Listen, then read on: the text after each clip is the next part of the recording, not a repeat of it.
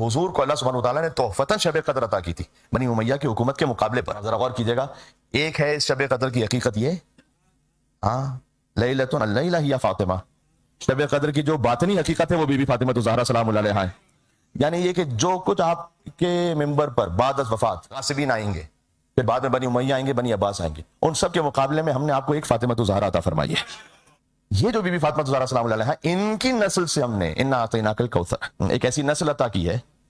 کہ جو قیامت تک جائے گی, اور وہ جو نسل ہے اس پہ اللہ سبحانہ وتعالیٰ نے ایسی برکت عطا فرمائی کہ سادات کرام ساری دنیا میں بھی موجود ہیں, اور اس میں ہدایت کی ایسی برکت عطا فرمائی کہ اب ہدایت چلے گی تو نسل فاطمہ الزہرا سلام اللہ علیہا سے, یعنی ایک بی بی فاطمہ وہ ہیں, ان کا وجود وہ ہے کہ جو بنی امیہ کے تمام ارادوں کو برباد کر دے, بنی عباس کی ساری حکومتوں کو تہس نہس کر دے. اس لیے کہ وجود بی بی فاطمہ الزہرا سلام اللہ علیہا وہ نور ہے کہ یہ قیامت تک ہدایت دیتا رہے گا. جو یہاں تک پہنچے گا وہ بنی امیہ کے شر سے بھی بچا رہے گا, اور بنی عباس کے فتنوں سے بھی بچا رہے گا, اور ان سے پہلے والوں سے بھی بچا رہے گا. یہ ہے وہ حقیقت کہ ایک طرف ہے شجرہ مبارکہ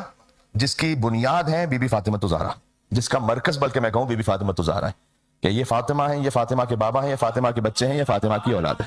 اس لیے وہ خاص درود بھی آپ اپنے ذہن میں رکھیے گا, کبھی آپ سخت ترین مشکل میں ہو تو اس حاجت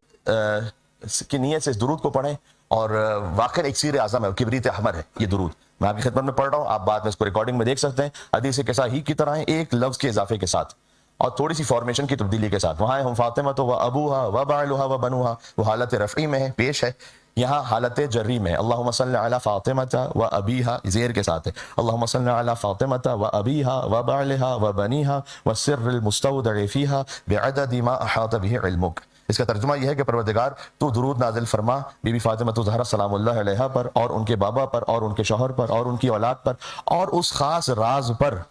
جو تو نے فاطمہ میں رکھا. یہ اشارہ ہے ہمارے مولا امام زمان علیہ السلام کی طرف,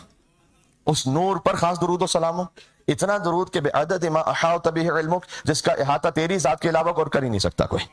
اس کو آپ 530 ٹائمز, تو بزرگ علماء نے لکھا ہے 530 مرتبہ. اس کو اگر کوئی بہت مشکل حاجت ہے اس کو ایک مقام پر بیٹھ کر, بہتر ہے کہ کسی فرض نماز کے بعد باوضو ہو کر قبلہ رخ ہو کر 530 ٹائمز کو پڑھیں, اور پھر اس کا اثر دیکھیں آپ. اور اگر کوئی بہت سخت حاجت نہ ہو لیکن ایک کوئی ڈیلی روٹین کی کوئی حاجت ہے تو اس کو 100 ٹائمز پڑھیں, اور پھر اس کا اثر دیکھیں بی بی فاطمہ الزہرا سلام اللہ علیہا کے وسیلے سے. یہ واقعا ایک ایسا درود ہے اور ایک ایسا ذکر ہے, خود اسی سے شبیہ آیت اللہ مرشی نجفی نماز کی قنوت میں پڑھا کرتے تھے, اور وہ اس انداز سے پڑھتے تھے کہ اللہم انی اسألک, پروردگار میں تجھ سے سوال کر رہا ہوں, بحق فاطمہ و ابیہا و بعلہا و بنیہا والسر المستودع فیہا, کہ بی بی کے وسیلے سے, اور ان کے بابا, اور ان کے شوہر, ان کی اولاد کے وسیلے سے, اور اس راز کے وسیلے سے, یعنی امام زمان علیہ السلام کے وسیلے سے جو تو نے حضرت سیدہ میں رکھا, ان کا نور,